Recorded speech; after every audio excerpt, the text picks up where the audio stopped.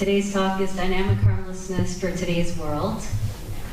And my father used to tell me that you can only do what you can do, but you can do it every day. And so that's what we're going to talk about today, what you can do today. Ahimsa is something that most people in this room know the definition, so I won't go too much into that. But you probably don't realize that was the name of his magazine for 40 years. So it was something that he felt very deeply inspired by. Dynamic harmlessness is how he really defined ahimsa, because to him, non-harming was not enough. He had to go out in the world and do the good things and make the world a better place. So he defined dynamic harmlessness as to do the least amount of harm and the most good. And in that way, you'll bring about happiness, not just to others, but to yourself, because you're the one creating those actions. But how do you know what to do? He was 23. His brother was only 20. They were having a family argument with their father, who was a lacto-vegetarian. They wanted to know if their dairy usage was really in line with their ahimsa. So they went to a slaughterhouse in Philadelphia. My father was H.J. Dinshah. Let me read to you what he wrote from her book, Powerful Vegan Messages. Jay said, "Upon emerging from that windowless house of horrors, I disposed of my blood-saturated shoes. I threw every stitch of clothing into the wash. I bathed profusely in an effort to remove the clinging fragrance of that charnel house.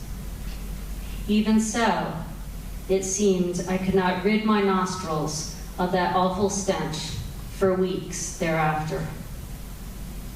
Decades have passed since that melancholy day, but the repugnance of those sights and smells is still well etched in memory. While clothes and skin can be washed clean in time, what soaps can we use to cleanse the conscience? Which super-fortified detergent shall we use to scrub the soul pure and clean?" Jay made a vow that day. He said, "I will work every day until all the slaughterhouses are closed." I had the opportunity to visit that very same slaughterhouse in Philadelphia. As I was looking for the actual building, I asked a man who was standing nearby if he knew anything about that brick building on the corner, if he knew anything of an old slaughterhouse. He said he knew nothing of what happened in that building. I was surprised, but not really, because the slaughterhouse itself had relocated to the Midwest. So it wasn't really closed. It was just moved. And we're still supporting it with our dollars every day. I dream that someday when I ask a man about a slaughterhouse, that's not his response. I want the response to be, well, what is a slaughterhouse? And I still believe someday that will happen. We all do what we know until something challenges our beliefs. Often we do what our parents teach us. My father,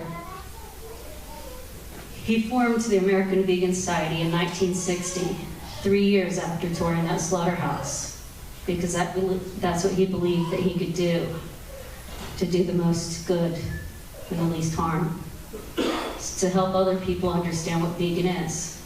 And back then, there were so few people who had even heard the word. I came along in 1969, and in 1975, he helped found the North American Vegetarian Society. My job as a kid was to travel with him to lectures, similar to coming to a lecture here. My job was to scribble on index cards all of his thoughts, all of his hopes, and what he planned to share. An index card similar to this. He put it in his pocket. He had it there, just in case he ever needed it. But he never took it out of his pocket. And that's sort of how I treated the wisdom he shared with me for all these years.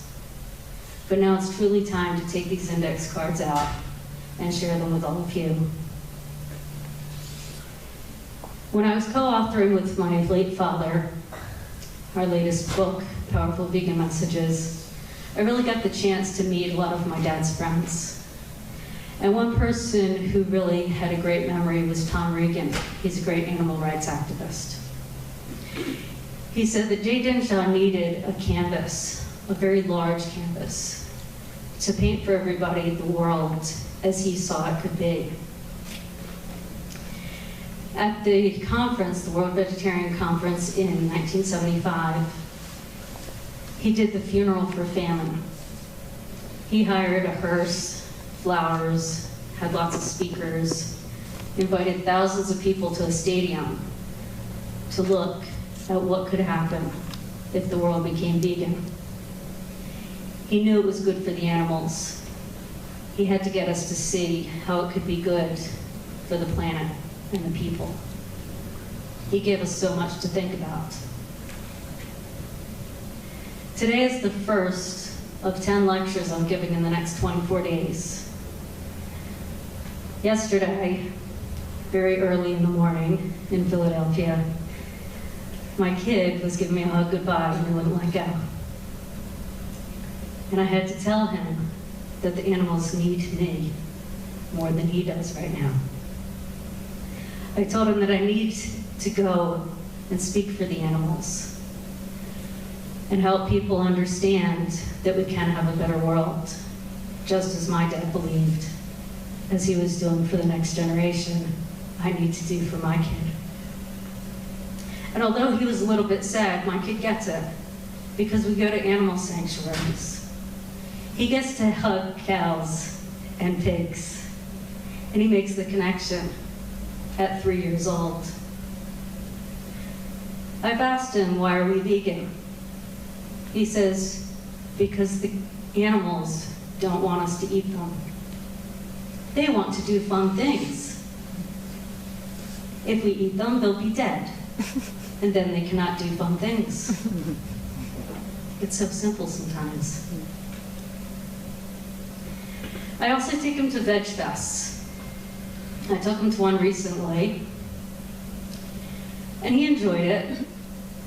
And I don't really know whether he gets more out of it, or I get more out of it, or the people that we talk to get more out of it. But we enjoy going to them and sharing with people. One person came up to me and she said, I'm moving to the country. I'll be your neighbor. I'm in the next town over. I'm going to start a humane egg farm. I said, that's wonderful. Tell me about it. Which gives the eggs, the male or the female? I said, I've never had an egg farm. She said, well, the females do, of course. I said, oh, so what happens to the male chicks? She didn't know. So I asked her if she wanted to know. She said, well, yes, tell me. And I did. And now she's vegan. It's very similar with the cows. There isn't really anything such as humane milk. Who makes the milk? And what happens to the male calves? And what sort of life do the females have? Then at what age do they go to slaughter? My father witnessed that.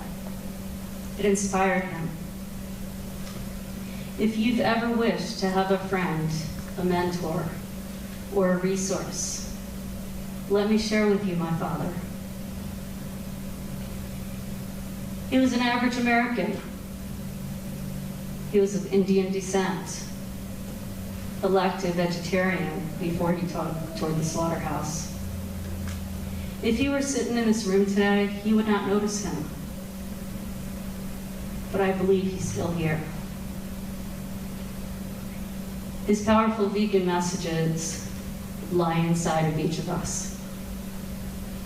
You can awaken them to do more through dynamic harmlessness, truly helping people understand the Ahimsa message. Share compassion in gentle, welcoming ways. And when the going gets tough, think of the animals. Think of the people who are in darkness. Think of the animals who live in fear. Remember that Ahimsa lights the way. Dynamic harmlessness, again, means to do the least harm and the most good. Helping others is the best way for us to find that happiness that everybody seeks. My dad told me stories to help me remember, so I'll share one more here. Everybody's heard of the Titanic, the great ocean liner. But how many people really know about the Carpathia? And how the captain turned off all the hot water for his passengers so he could divert all the energy to get in his ship to the Titanic wreckage in only 4 hours to save 705 people. So next time that your shower is just a hint cold and you're uncomfortable, please think about the world. It may be a ship that's sinking. Are we fixing that leak? Or are we just rearranging the deck chairs? Think of the blood of the dairy cows that get slaughtered every day. It's blood that's on everyone's hands if we do anything less than everything we can, like Jay's conscience. Treat all creatures in the world as one would like to be treated. November 1st is today, World Vegan Day. We learn about eating the bounty of plants and not using animal products. Tomorrow will be November 2nd. Please celebrate Dynamic Harmlessness Day. Thank you.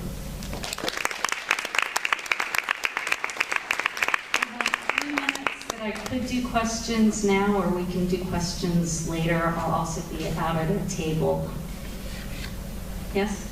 What will happen to the animals when this, completely, they are not utilized for personal food and things? The animals that you're referring to are created. Now they are, where they are. Oh, his question is, what will happen to the animals if we all become vegan? And the animals that are in the food system are not naturally created. So if we quit doing things to them to create those animals, that they call it artificial insemination, but there's a 4-letter word for what it really is. And if the humans stop doing that, then there won't be a lot of those animals around. And so I don't think that's a thing that we have to deal with right away. It's going to be a gradual education process. Will they go into the forest and live? I would hope that we could return a lot of the land that's currently used for animal agriculture to reforesting and having some wild spaces for the animals to be able to do fun things.